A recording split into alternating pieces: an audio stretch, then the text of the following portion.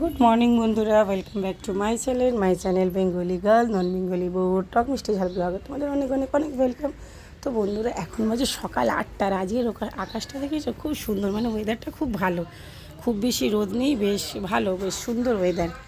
তো দেখো বন্ধুরা, আজকে ছিল বৃহস্পতিবার। তো বৃহস্পতিবারে দেখো সমস্ত বাসি কাজ সেরে পুজো টুজো করে নিয়েছি, জামা কাপড় কেচেও মেলে দিয়েছি, কারণ আজকে হলো ঈদ। তো আজকে বরের অফিস ছুটি, ছেলেদেরও স্কুল ছুটি, কোনো তাড়াহুড়োর কাজ নেই। আজকে রবিবারের মতন দিনটা হবে, প্রথমে নাস্তা করে খাওয়া হয়ে যাবে, তারপর দুপুরের রান্না। তো এই যে যেমনটা করি ছুটির দিনে, আমাদের সবার ছেলেদের ফেভারিট ডিম টোস্ট। তো সেই ডিম টোস্টই বানিয়ে নিয়েছি। ছোটো ওই যে বড়টার আমি খাচ্ছি, ওখানে বর খাচ্ছে, আর ছোটোটা খেয়ে ফোন দেখতে চলে গেছে। তো এখন 8টা বাজে বন্ধুরা, ঘুম থেকে উঠেছি। ভাবতে পারছি বন্ধুরা, 8টার সময় আমার সকালে সমস্ত রান্না হয়ে যেত বন্ধুরা, তোমরা বিশ্বাস করবে না। তো একটা সময় ছিল যখন মানে প্রথম বিয়ে হয়ে এসেছিলাম এই বাড়িতে, মানে এমন একটা মানে আমার শ্বশুরবাড়ির নিয়ম ছিল যে আমাকে মানে সবার মানে আমরা একটা বিল্ডিংয়ে থাকতাম, মানে 12 বাড়ি বিল্ডিং, মানে অনেকেই আরও ভাড়া থাকতো, আমরাও ভাড়া থাকতাম। তো সেই সময় কী হতো, মানে আমার শাশুড়ি বলে রেখেছিলো যে ভোর 5টা মানে সূর্য ওঠার আগে এবং বাড়ির সবাই ওঠার আগে তুই ঘুম থেকে উঠেই আগে চান করে নিবি।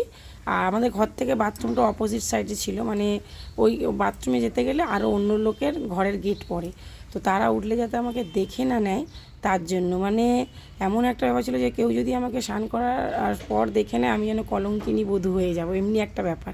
মানে সবার ওঠার আগে আমাকে পুরো স্নান টান করে ঘরে ঢুকে যেতে হবে, মানে সূর্য ওঠার আগেও, বা সূর্য ওঠা উঠুক না উঠুক, সবচেয়ে বড় কথা মানুষগুলো যাতে না আমাকে দেখে, সেইটা ছিল। আর এখন দেখো বন্ধুরা, এখন 8টার সময় আমি দিনও শুরু করছি, আর একটা সময় 8টার সময় আমার দিনের মানে সাংসারিক জীবনের অর্ধেক কাজ শেষ হয়ে যেত। তো যাই হোক বন্ধুরা, সেই সময় থেকে অনেক কিছু জীবনে শিখেছি, দায়িত্ব জ্ঞান বেড়েছে, এটাও বলতে পারি। তো যেই যার বাড়িতে যেমন নিয়ম, আমার শ্বশুরবাড়িতে তখন এই নিয়মটাই ছিল। তবে এইটা নতুন বউয়ের জন্যই থাকে, যখন আস্তে আস্তে বাচ্চা কাচ্চা হয়ে পুরনো হয়ে যায়, তখন কিন্তু এই নিয়মটা আবার চেঞ্জ হতে থাকে আস্তে আস্তে, যেমনটা এখন আমার হয়ে গেছে। তো যাই হোক বন্ধুরা, এটা একটা পুরনো কথা তোমাদের সাথে শেয়ার করলাম, এটা আমার একটা এক্সপিরিয়েন্স ছিল নতুন নতুন। তখন এটা আমার খুবই মানে খুব মানে টর্চারিং মনে হতো আমার, যেহেতু আমি একটা বাঙালি ঘরের মেয়ে, প্রথম প্রথম বিহারি ঘরে বিয়ে হয়ে এসে তাদের এই নিয়মগুলোকে তখন বুঝতাম না। তখন মনে হতো যেন মানে আমার উপরে একটা অত্যাচার হচ্ছে, এই রকম তখনের মেন্টালিটা ছিল, কারণ তখন সবে 18-19 বছর বয়স, সংসার জিনিসটাই বুঝতাম না, একটা ভালোবাসার নেশা ছিল তখন, মানে এই মানুষটাকে ছেড়ে থাকতে পারবো না, এই মানুষটার জন্য সব করতে পারবো। আর তখনও যে এইগুলো করতাম, তখনও কিন্তু এটাই ভাবতাম যে না, ও কষ্ট পাবে, ওর জন্য এটা করতেই পারি। তখনও কোনো দিন মাথার মধ্যে এটা আসেনি যে না, সংসার করবো না, ছেড়ে চলে যায়, বা আমি থাকতে পারবো না, এই রকম কোনো দিন আসেনি। তখনও এটাই মানে ভেবে থেকেছি। আর আজকের দিনে মনে হয় যে না, তখন এই ভাবনাটা ঠিকই ছিল। আজকে আমার বর আমাকে খুব মানে গর্ব করে বলে, তুমি তোমার জন্যই তোমার এই সংসার, তুমি না চাইলে আমাদের সংসার হতো না। তো যাই হোক, আমি এটাই বলবো যে আমি ওই সব কিছুর মধ্যে দিয়ে কিন্তু অনেক কিছু শিখেছিলাম।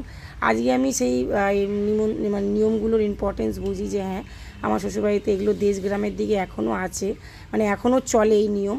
যদিও এখন কলকাতা মানে শহরে এত চলে না, কিন্তু আজ থেকে 15-16 বছর আগে কিন্তু এই নিয়মটা আমি পালন করেছিলাম আমার শ্বশুরবাড়িতে।